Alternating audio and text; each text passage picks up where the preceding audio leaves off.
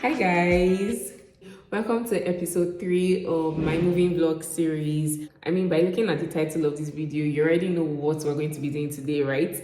So anyways, I'll be setting up my Pinterest inspired kitchen today. I mean, I captured some videos yesterday because we started setting up the kitchen yesterday. But guys, yesterday was super stressful. Like, it was so stressful.